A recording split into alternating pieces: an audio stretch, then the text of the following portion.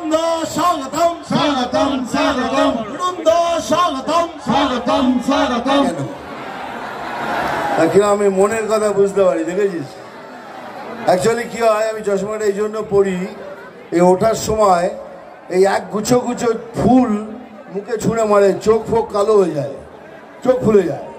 কিন্তু এই প্রথমবার দেখলে ওঠার সময় কেউ ফুল মারেনি, তাই ভুল করে চশমাটা পড়লো, তোর বোধহয় চশমা খুলে ফেলেছি।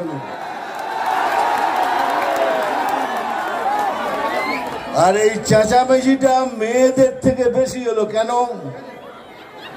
ওরা জানে আমার চোখ দুটো খুব সুন্দর। আরে জানি ভাই, জানি। এই উঠছিলাম, একজন মহিলা দাঁড়িয়ে ছিলেন, এই বয়সে কি দেখতে মাইরি। আমার থেকে বেশি লকেটকে জিজ্ঞাসা কর। লকেট স্যার আমার সাথে অনেক বই করেছে, খুব ভালো মেয়ে, ভদ্র মেয়ে, খুব ভালো অভিনেত্রী, এখন তো এমপি। তা আমি ওর জন্য এসছি, ভালোবাসায় এসছি।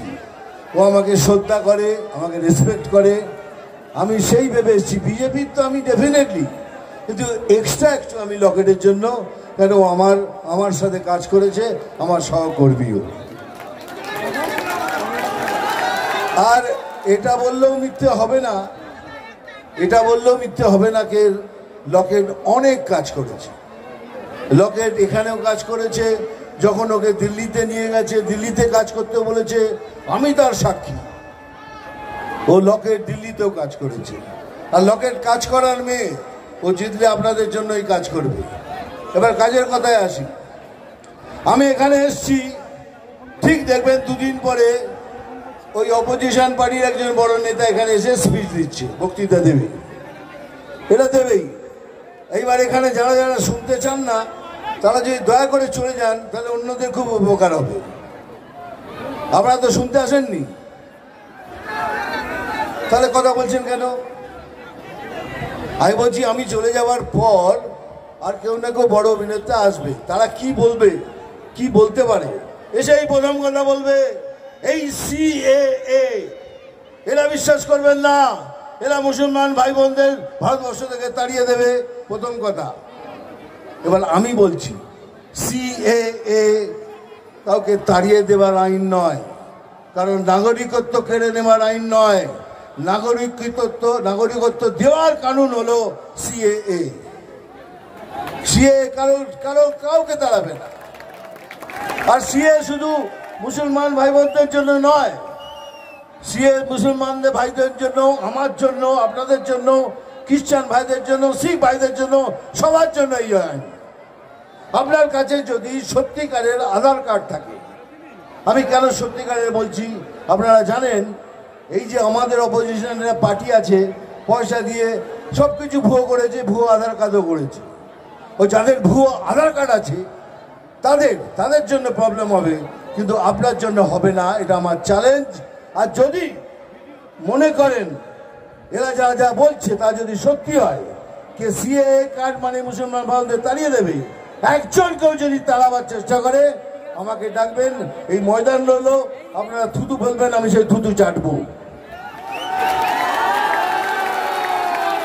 এরা সকাল থেকে সন্ধ্যে অবধি শুধু মিথ্যে কথা বলে, সকাল থেকে সন্ধ্যে অবধি এরা শুধু মিথ্যে কথা বলে।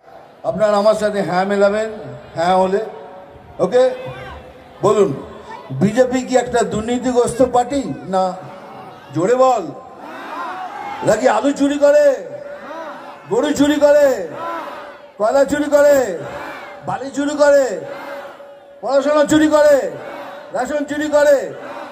হ্যাঁ, এই রকমই একটা পরিষ্কার স্বচ্ছ পার্টি, যারা কোনো দুর্নীতি নেই, তারা এই লকেটের মধ্যে একটা সৎ আর স্বচ্ছ ক্যান্ডিডেটকে সিলেক্ট করেছে। এই হলো বিজেপি পার্টির ক্যান্ডিডেট। আর ঠিক তার অপোজিশনে একজনকে ওরা সিলেক্ট করেছেন। এবার বলতো, এই যে অপোজিশনে পার্টিটা আছে, তারা দুর্নীতি করে কি না? হ্যাঁ, জোরে বল। হ্যাঁ। এরা গরু চুরি করে? হ্যাঁ। এরা পড়াশোনা চুরি করে? হ্যাঁ। কয়লা চুরি করে, বালি চুরি করে, রেশন চুরি করে। সেই রকম একটা দুর্নীতিগ্রস্ত পার্টি আর একজনকে সিলেক্ট করেছে। এবার আপনাদের 5 মিনিট ভোটের আগে সময় চাইছি, একটু ভোট দেওয়ার আগে ভাববেন এই স্বচ্ছ লোকেরকে ভোট করবেন তার কারণ একটা দুর্নীতিগ্রস্ত পার্টির ক্যান্ডিডেটকে ভোট করবেন। এটা আপনাদের উপর ছেড়ে দিলাম, কেননা এইবারের ভবিষ্যৎ পশ্চিমবঙ্গে পরিবর্তন আনতে হবে। যদি না আনেন এর পরের পশ্চিমবঙ্গ কি ভয়াবহ হবে আপনারা চিন্তাও করতে পারেন না। তাই এই ভবিষ্যৎ আপনাদের, আর আগে যারা নতুন ভোটার হয়েছেন তাদের বলছি যে যাক ভাবাই ভবিষ্যৎ তোমাদের কাছে, তোমরা বিজেপি জয়েন করো, বিজেপিকে ভোট কর। আমরা প্রমিস করছি আমরা একটা সুন্দর বাংলা প্রদান করব, এটাই মোদি গ্যারান্টি।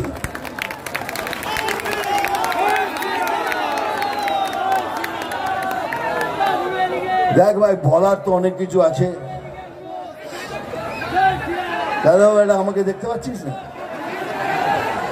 এবারে 6 ফিট একটা লোক দাঁড়িয়ে আছে, দেখতে পাচ্ছিস না? হাত কেউ মিলায়গা, কি বলে গুরু এদিকে এসো, দেখতে পাচ্ছি না? মানে 6 ফিট একটা লোককে দেখতে পাচ্ছ না? তার চোখে নামা হয়েছে।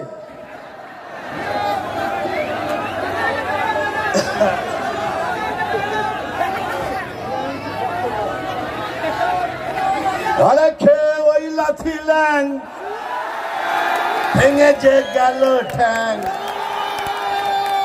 আরে খেয়ে ওই লাথি ল্যাং, ভেঙে যে গেল ঠ্যাং। ভাঙলো মাথায় তোমার বেল, ও চাঁদুরে দেখলে কেমন তুমি খেল, ও চাঁদুরে দেখলে কেমন তুমি খেল।